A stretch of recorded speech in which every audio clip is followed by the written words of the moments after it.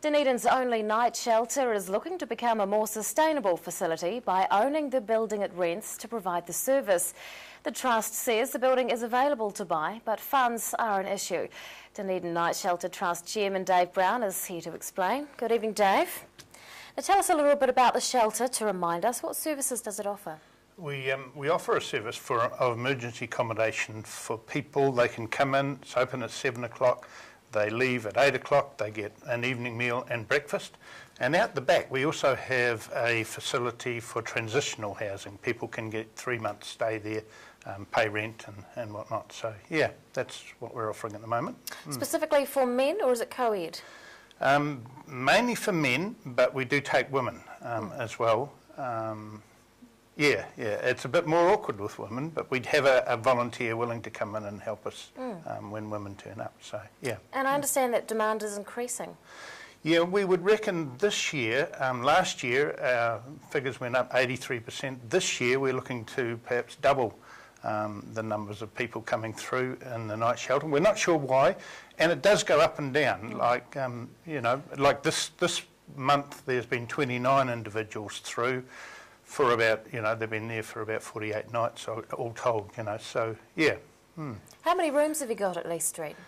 The front night shelter part, we've got 5 rooms, we've got 12 beds. The back part, we've got 7 rooms that we rent out for the three-month accommodation. So we've got a capacity of 12 people, 12 guests. We do have a couple of mattresses we can throw down if we get more than that, but we've never got to that number yet, so yeah.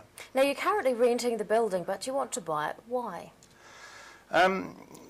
One, because it's the ideal building. We'd done a dreaming concept of what we would like to own if we ever got around to owning, and then we were introduced to this building. It was so close to our dream that we thought this is ideal, so we don't want to lose it.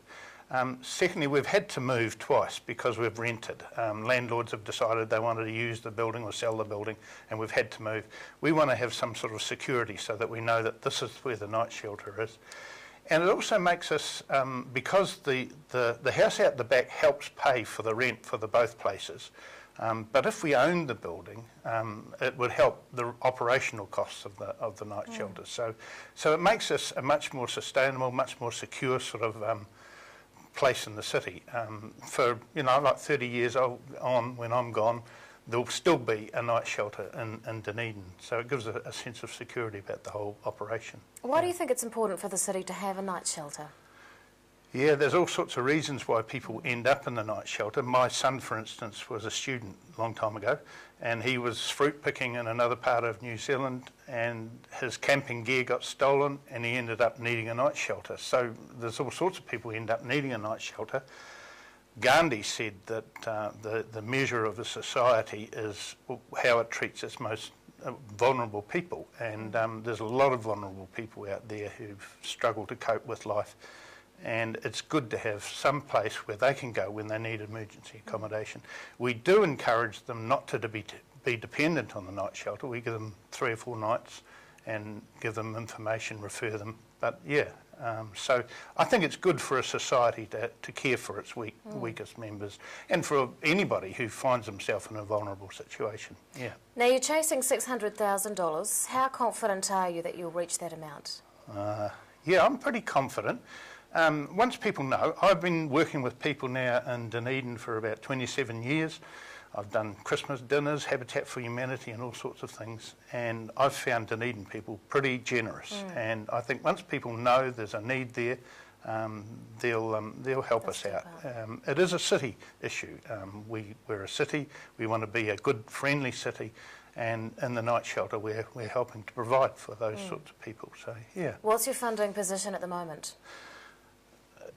It's a worry. We've got about 20,000, just over 20,000 set aside for the property purchase.